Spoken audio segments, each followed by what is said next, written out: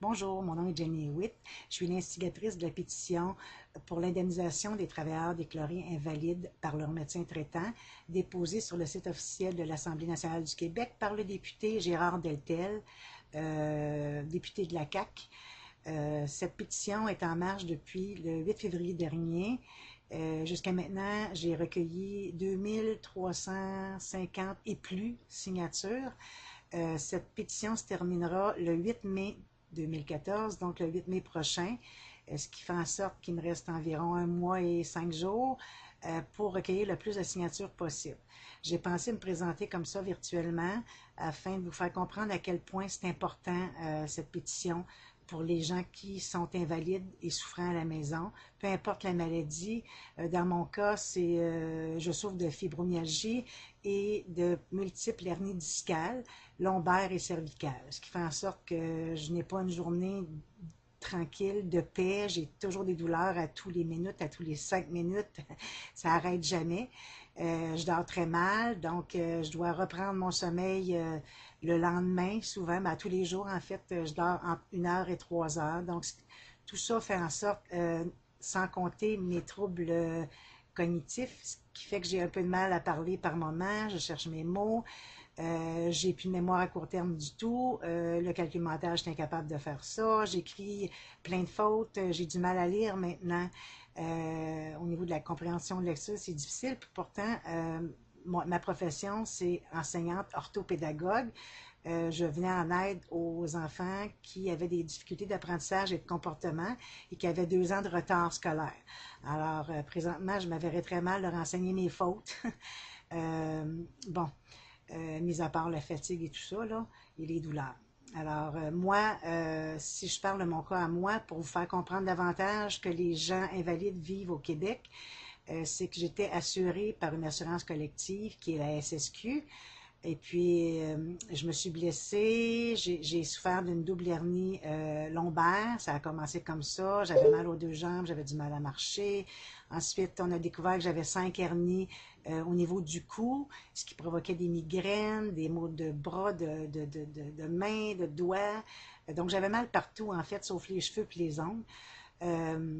J'ai été traitée, j'ai des infiltrations au niveau de la colonne, j'ai tout essayé, physio, ergo, acupuncture, rien qui fonctionne, massage.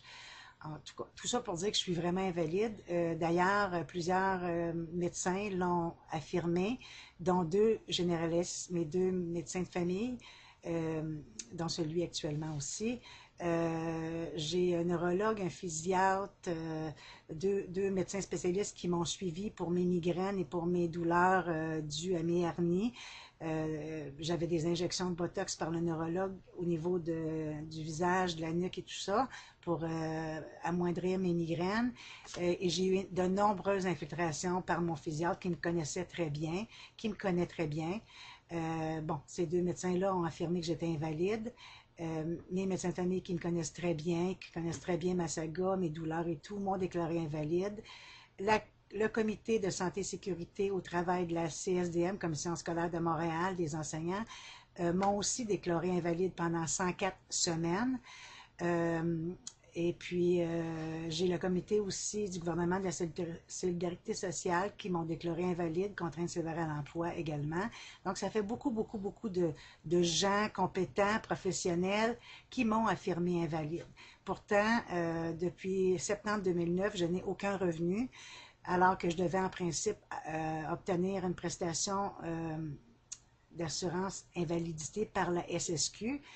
Toutefois, la SSQ a décidé de contester ma demande, affirmant, elle, que je sois apte au boulot, malgré tous les avis contraires de médecins et de spécialistes que je vous ai nommés précédemment.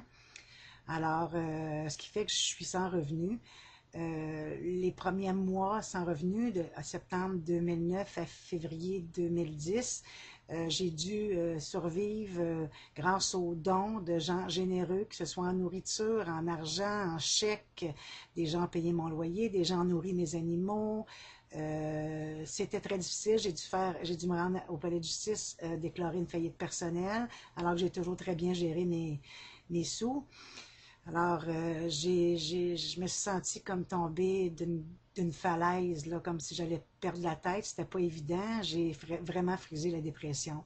Et pourtant, j'étais monoparentale avec un petit garçon. Alors, c'était pas facile tout ça.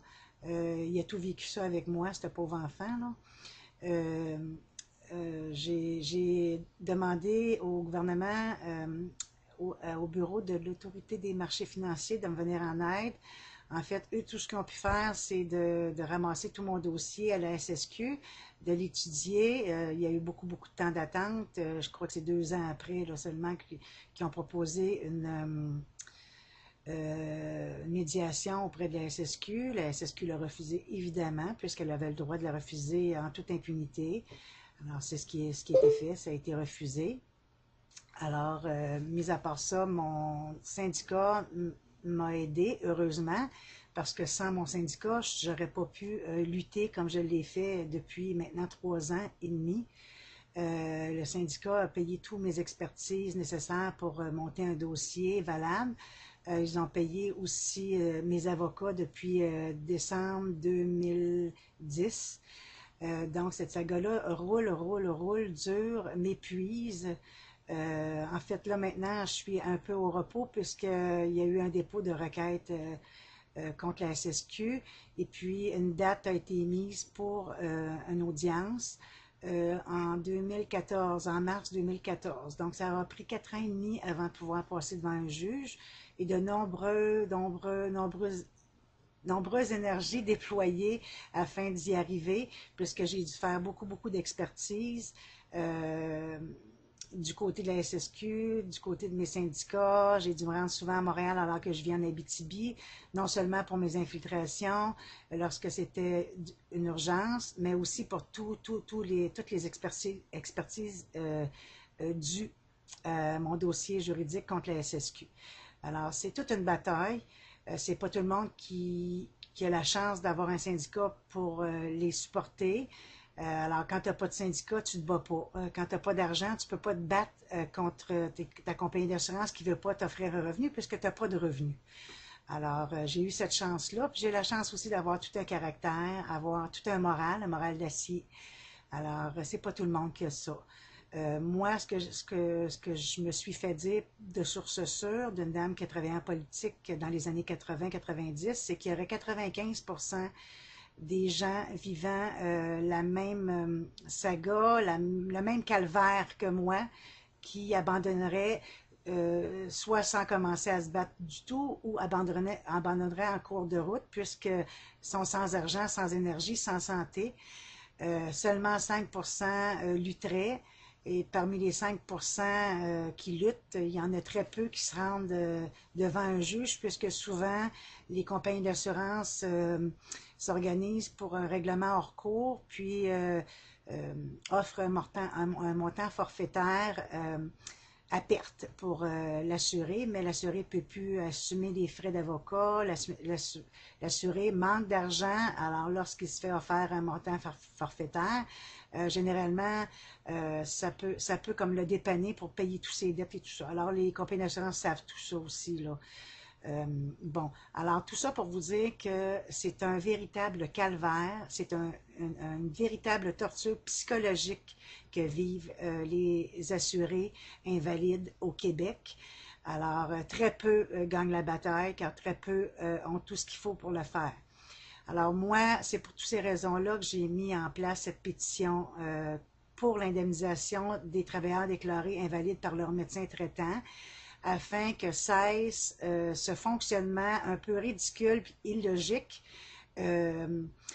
permettant aux assureurs de contester pratiquement systématiquement les demandes des assurés invalides en contestant, bon, ils emploient des experts médecins qui nous voient et puis nous disent aptes au travail. À partir du moment où il y en a un seul du côté des assureurs qui nous dit aptes au travail, mais à ce moment-là, tous les avis, les opinions professionnelles de tous les médecins de notre côté, que ce soit généralistes, spécialistes, comités, peu importe qu'on en ait 2, 1, 4, 7, 8, Ça n'a aucune importance. L'assureur poursuit et maintient sa position de façon à ce que les gens démissionnent puis lâchent prise. C'est un peu comme ça que ça fonctionne présentement. Alors, ma pétition à moi demande à ce que le gouvernement se mêle de tout ça parce que actuellement, c'est nous, les assurés, sans argent, sans énergie, sans santé, qui qui devons prouver qu'on n'est pas fraudeur. Donc, se battre pendant 4 ans, 5 ans pour prouver qu'on n'est pas fraudeur, alors qu'on n'a pas du tout les ressources pour le faire. Tandis que les assureurs qui sont riches à craquer et qui sont en santé, fortunés, eux devraient en principe assumer le fardeau de la preuve et prouver qu'on est valide pour aller travailler. Dans ce sens-là, les assureurs s'empresseraient de régler les dossiers plutôt que de les faire traîner comme ils font présentement, de façon à voir les gens abandonnés. Alors, je crois que ça serait plus logique puisque nous, on n'a aucune ressource pour le faire, alors que les assureurs ont beaucoup de ressources pour entamer tous ces démarches juridiques-là. Alors, c'est ma demande. Évidemment que j'exige un peu aussi dans ma demande que les assurés soient indemnisés pendant tout le processus juridique par leurs assureurs, quitte à ce que s'ils sont au bout du compte déclarés aptes au boulot par un juge en audience, à ce qu'ils doivent remettre tous les sous à l'assureur. Alors que présentement, mais là, on n'a même pas d'argent pour se battre, là, c'est comme pas logique, là. Alors, c'est ce que j'aimerais qu'il se passe présentement aussi. Alors, c'est un peu ça que j'avais envie de vous dire. Est-ce que j'ai autre chose à rajouter à tout ça? Alors, que dois-je dire? OK, mais enfin, en fait, ce que je voulais dire, c'est qu'en principe, on est supposé d'être présumé innocent jusqu'à preuve du contraire, alors que présentement, les assurés sont coupables et subissent une condamnation immédiate parce qu'ils n'ont pas leur prestation d'assurance invalidité. Ils sont soupçonnés d'être fraudeurs dès le début. Alors, moi, je trouve que ça devrait être logiquement aux assureurs de prouver que les gens sont fraudeurs. D'ailleurs, combien de fraudeurs à travers tous les gens qui font une demande de prestation d'invalidité? Il y en a quoi, 3%, alors que 97% sont honnêtes et sincères. Alors, je trouve que c'est la machine, c'est comme à l'envers, le monde à l'envers un peu, là. Alors, c'est un peu ce que je voulais dire. Est-ce que j'ai autre chose à rajouter? Non, je crois pas. Je pense que j'ai tout dit. Bon, je regarde mes petites feuilles. Je suis désolée, là, je pense que j'en ai dit beaucoup. Bon, en fait, il y a aussi l'expression David contre Goliath que je trouve qui convient bien à cette guerre-là qu'on doit faire face aux assureurs. Je voulais aussi parler des dépressions et des suicides. C'est jamais drôle de parler de ces trucs-là. Par contre, moi, je suis présentement fondatrice et coordonnatrice d'un groupe de soutien virtuel pour les gens qui subissent le même sort que moi. Et puis, je peux vous dire, à travers les expériences que j'ai eues comme coordonnatrice, qu'il y a beaucoup de dépressions qui se vivent chez les gens invalides, qui doivent se battre comme moi là, pour obtenir une prestation, qui se retrouvent sans revenu, en faillite personnelle et tout ça. Il y a des conséquences aussi collatérales, là, que je pourrais dire, auprès de toute la famille, les enfants, le conjoint, les parents. En fait, toute notre famille le vit avec nous, ce calvaire-là. Là. Alors, il y a beaucoup de dépression, il y a des suicides causés par ces situations-là. Alors que l'assuré qui a travaillé généralement toute sa vie, qui a bossé très fort toute sa vie, se retrouve à faire le deuil de soi-même, de sa santé. Il me semble que c'est suffisant comme deuil à faire quotidiennement, puis je crois que ce genre de deuil-là, on le fera jamais totalement quand on doit faire le deuil de nous-mêmes, c'est pas évident. C'est déjà suffisant. Sans en prime, faire le deuil d'un revenu, puisqu'on doit en plus se retrouver sans argent. C'est trop pour une seule âme.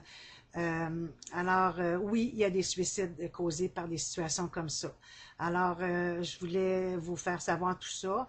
Je vous demande, je vous supplie de signer la pétition qui est en ligne présentement pour l'indemnisation des assurés déclarés invalides par les médecins traitants, déposée par le député Gérard Deltel sur le site officiel de l'Assemblée nationale du Québec que vous pouvez trouver facilement sur Google, en écrivant sur Google site officiel de l'Assemblée nationale du Québec. Alors, vous allez trouver la pétition facilement à partir du député Gérard Deltel ou à partir du sujet, l'indemnisation des assurés invalides déclarés par leur médecin traitant. Vous allez trouver facilement la pétition et je vous demande de la signer. Je vous en prie, signez en grand nombre, partagez en grand nombre aussi cette pétition afin que j'obtienne le plus de signatures possible.